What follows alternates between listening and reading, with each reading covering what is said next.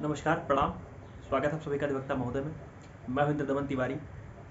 दोस्तों, आजकल हम बात कर रहे हैं लखनऊ विश्वविद्यालय एलएलबी त्रिवर्षीय पाठ्यक्रम के सेमेस्टर परीक्षाओं को लेकर के, और एक एक विषय के हम सभी इम्पोर्टेंट टॉपिक्स की बात कर रहे हैं, चर्चा कर रहे हैं। उन सारे प्रश्नों की बात कर रहे हैं जिन प्रश्नों के आने की संभाव्यता काफ़ी ज़्यादा है आपके एलएलबी के सेमेस्टर एग्ज़ाम में। और आज के अपने इस वीडियो में हम बात करने वाले हैं फैमिली लॉ की।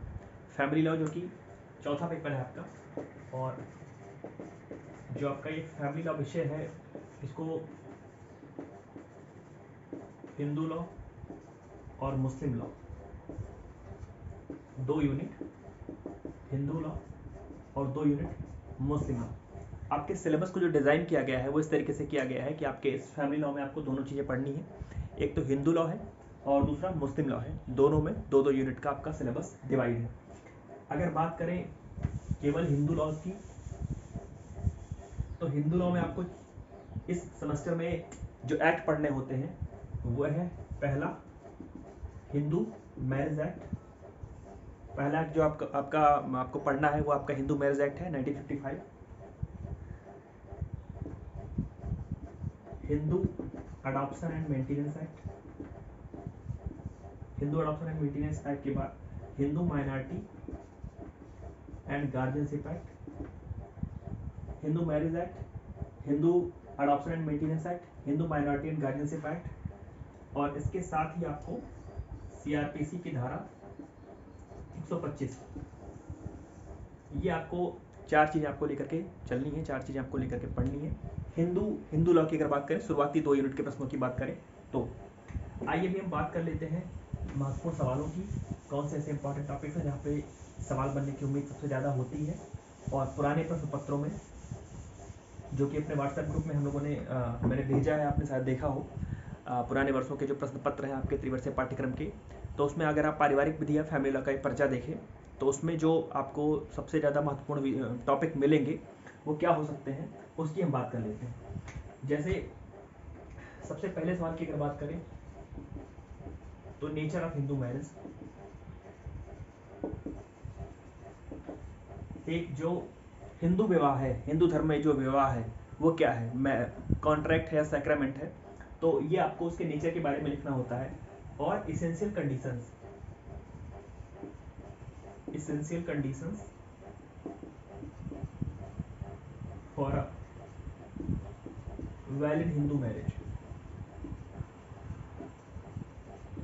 ये सवाल काफ़ी महत्वपूर्ण है आपके सिलेबस में। तो पहली चीज़ है कि हिंदू मैरिज का नेचर क्या होता है, नेचर ऑफ हिंदू मैरिज, प्रकृति क्या है, सैक्रामेंट है, कॉन्ट्रैक्ट है। और दूसरी चीज़ है एक वैलिड हिंदू मैरिज की इसेंशियल कंडीशंस क्या होती हैं, आवश्यक शर्तें क्या होती हैं एक वैध हिंदू विवाह की। ये आपका हो गया पहला सवाल। अब दूसरे सवाल की ओर बढ़े तो धारा 13 से सवाल बनता है डाइवोर्स का। Discuss the various grounds of divorce. Discuss the various grounds of divorce. विवाह विच्छेद के आधारों की आपको चर्चा करनी है। विवाह विच्छेद, या जिसको तलाक कह दिया जाता है, लेकिन इसको विवाह विच्छेद कहना ज़्यादा ठीक है। तो इसमें आपको डाइवोर्स के ग्राउंड्स को डिस्कस करना है धारा 13 की मदद के साथ। और इसमें आपको दो चीज़ों पर, एक तो एडल्ट्री और दूसरा क्रूएल्टी, इन दो ग्राउंड्स को विशेष रूप से तैयार करने की जरूरत है। बहुत बार पूछा गया है एडल्ट्री और क्रूएल्टी में कि एडल्ट्री पर फोकस करके, एडल्ट्री को लाइट में रख करके इसको डिस्कस करिए, या पूरे प्रोविजन को डिस्कस करिए। ग्राउंड जो भी डाइवोर्स के सारे ग्राउंड्स हैं आप सारे को डिस्कस कीजिए। लेकिन एडल्ट्री और क्रूएल्टी चूंकि कई बार पूछा गया है पिछले वर्ष के प्रश्न पत्रों में, इसलिए मैंने इसको बताया कि एडल्ट्री और क्रूएल्टी पर आपको विशेष ध्यान देने की आवश्यकता है। अब विवाह हो गया, विवाह विच्छेद हो गया, तो अभी एक अगला सवाल आपका बनता है मेंटेनेंस से। वाइफ के मेंटेनेंस का सवाल है। तीसरा सवाल वाइफ के मेंटेनेंस का, पत्नी का भरण पोषण। और जब वाइफ के मेंटेनेंस की बात आती है तो आपको हिंदू मैरिज एक्ट में, Hindu adoption and maintenance act में और सीआरपीसी की धारा 125, इन तीनों का उल्लेख करना है। 18, 23, 24 और 125, इन तीनों धाराओं का आपको उल्लेख करना है। कई बार पेंडेंसी मेंटेनेंस जो पेंडेंटल लाइट है, जो during the pendency of suit है, कई बार उसको वही पूछा गया है। तो जब आप मेंटेनेंस को पढ़िए तो कायदे से पढ़िएगा, उसमें आप HMA, Hindu marriage act, Hindu adoption and maintenance act और CRPC की धारा 125, इन तीनों जगहों पर एक हिंदू पत्नी किस प्रकार से भरण पोषण का दावा कोर्ट में जाकर के कर सकती है, कैसे वो सीख कर सकती है मेंटेनेंस, आपको इस सवाल का जवाब देना है, आपके लिए बहुत ही महत्वपूर्ण टॉपिक है। अगला सवाल आता है हिंदू अडॉप्शन मेंटेनेंस एक्ट से, अडॉप्शन वाले पोर्शन से। एसेंशियल कंडीशन क्या है वैलिड अडॉप्शन की? सवाल आता है एसेंशियल कंडीशंस बताइए ऑफ अ वैलिड अडॉप्शन, एक वैध दत्तक की, एक वैलिड अडॉप्शन की शर्तें क्या है, आवश्यक शर्तें क्या है, अगर आपको किसी बच्चे को गोद लेना है, किसी बच्चे को गोद लेना है तो उसके लिए आवश्यक शर्तें क्या हैं, और who may make an adoption, कौन एक कर सकता है, उसकी योग्यता क्या होनी चाहिए। एक पुरुष अगर एक बच्ची को गोद लेना चाहता है तो उस पुरुष की योग्यता क्या होनी चाहिए, एक महिला अगर एक बच्चे को गोद लेना चाहती है तो उसकी योग्यता क्या होनी चाहिए। तो ये आपका सवाल है, बहुत महत्वपूर्ण सवाल है आपका एडॉप्शन का, और ये है चौथा सवाल आपका, essential conditions of a valid adoption, और कौन एडॉप्शन कर सकता है।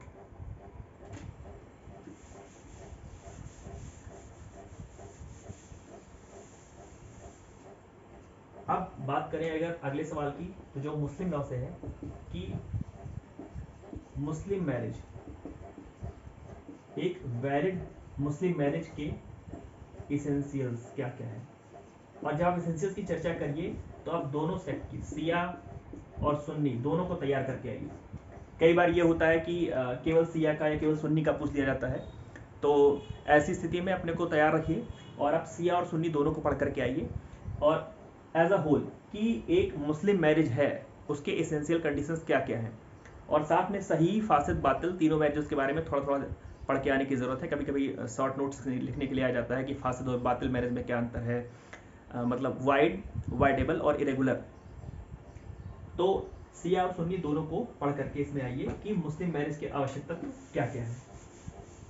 ये आपके हो गए 5 सवाल। छठा सवाल है what are the various sources of Muslim law.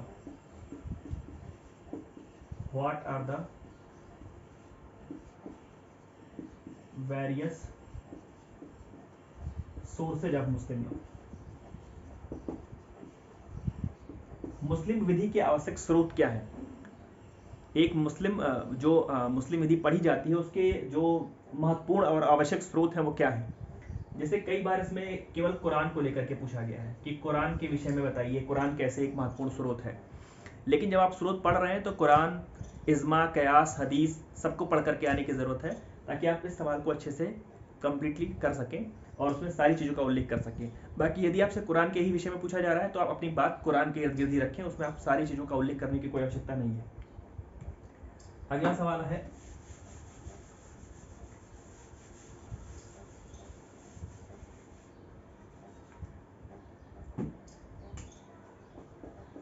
Dawar, Dawar या मेहर। मेहर से सवाल आता है, डावर को डिफाइन करिए, इसके काइंड्स बताइए, मेहर मिस्ल, मेहर मुअज्जल, मेहर मुसम्मा, ऐसे करके जो इसके मेहर के या डावर के काइंड्स हैं, तो उसको आपको मेहर को डिफाइन करना होता है, मेहर के काइंड्स आपको बताने होते हैं।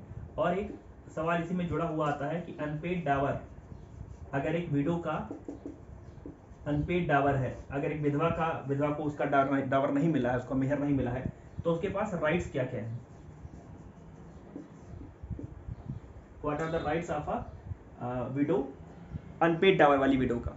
अनपेड डावर किसी विडो का है तो उसके पास क्या क्या अधिकार हैं, क्या क्या राइट्स हैं, वो कैसे उसको वसूल सकती है, कैसे उसको वापस पुनः प्राप्त कर सकती है। तो ये सवाल आपका डावर से है।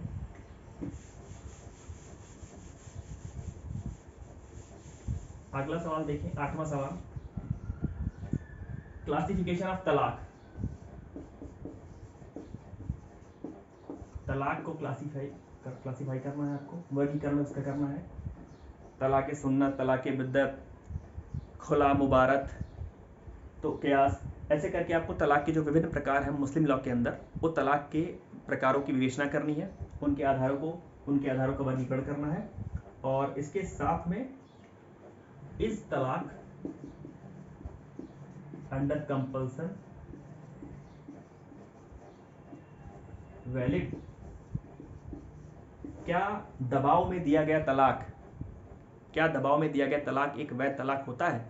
तो मुस्लिम लॉ के कौन से ऐसे सेक्ट में, कौन से ऐसे पंथ में, कौन से ऐसे समूह में दबाव में दिया गया तलाक भी वैलिड होता है, आपको इसकी भी चर्चा यहाँ पर करनी पड़ेगी। यदि सवाल नहीं पूछा जाता, ये वाला पोर्शन नहीं पूछा जाता है, तो आपको केवल तलाक के आधारों का वर्गीकरण करना है और वर्गीकरण करके वहीं पे आपको अपना जवाब खत्म कर देना है, छोड़ देना है।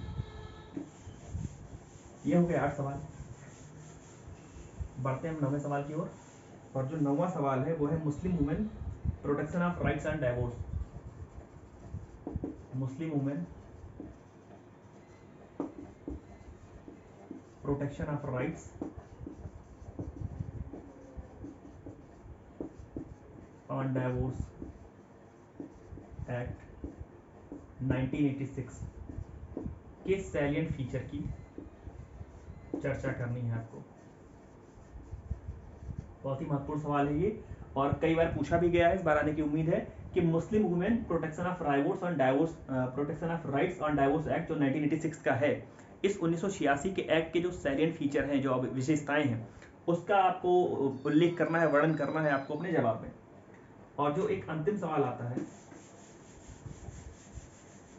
बहुत बार पूछे गए हैं ये शॉर्ट नोट, एक तो खयारुल बुलुग, खयारुल बुलुग, इस पे आपको शॉर्ट नोट लिखना है। इद्दत पीरियड और सपिंडा, ये तीनों जो शॉर्ट नोट्स इस पे लिखने के लिए कई बार आया है और काफ़ी महत्वपूर्ण है तीनों। तो कई बार ऐसा होता है कि आपको किसी इसमें से एक में से कोई आपको बड़ा सवाल मिल जाता है, शॉर्ट नोट्स के बजाय आपको पूरा का पूरा जो एक बड़ा सवाल है वहीं से मिल जाता है। लेकिन अमूमन ये सारे जो सवाल हैं ये ऐसे हैं कि जिनको लॉन्ग में लिखने में तकलीफ भी होती है, समस्या होती है, बहुत सारा कंटेंट आपके पास नहीं रह जाता है।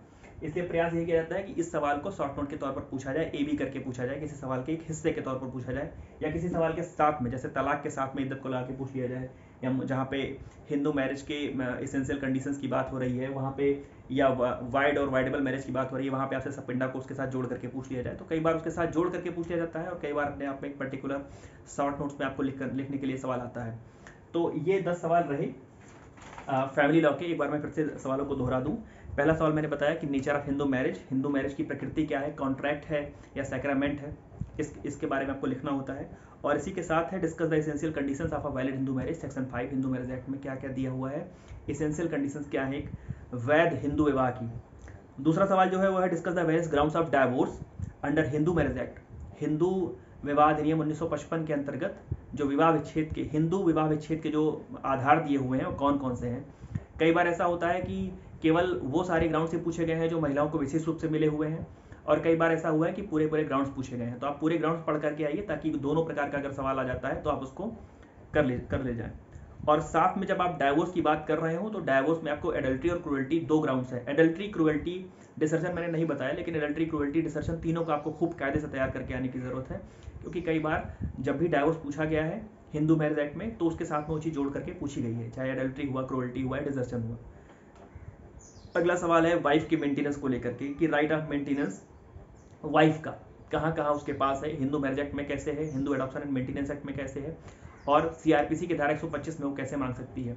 और जब यहाँ पर हम इस बात की चर्चा कर रहे हो तो जैसे डेनियल लतीफ़ी जैसे बहुत सारे केस लॉज आपको लीडिंग केस लॉज मिलेंगे, तो वहाँ पर लीडिंग केस लॉज को लिखने की भी ज़रूरत है यहाँ इस वाले जब आपको अपने लिखते समय। अगला सवाल है essential conditions of a valid Muslim marriage, एक मुस्लिम वैध मुस्लिम विवाह के लिए क्या क्या आवश्यक शर्तें हैं, और दोनों में, सिया में और सुन्नी में, दोनों में कई सारी शर्तों का अंतर है, तो दोनों शर्तों को थोड़ा सा ध्यान से पढ़ करके आने की जरूरत है। और is it a contract, nature पूछा जाता है मुस्लिम मैरिज का कि मुस्लिम मैरिज कॉन्ट्रैक्ट है, यदि हाँ तो अपने तर्क दीजिए कि कैसे वो संविदा है। अगला सवाल आता है कि what are the various sources of Muslim law, Muslim law के वेरियस सोर्सेज क्या क्या हैं।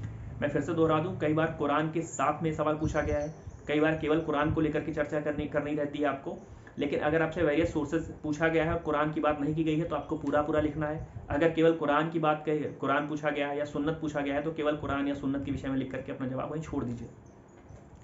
सवाल डावर से पूछा गया है कि डिफाइन डावर, डावर या मेहर क्या होता है, उसके काइंड्स क्या क्या हैं, और राइट ऑफ अनपेड डावर में किसी भी विडो के पास क्या अधिकार है कि वो अपने अनपेड डावर को कैसे वसूल सकती है।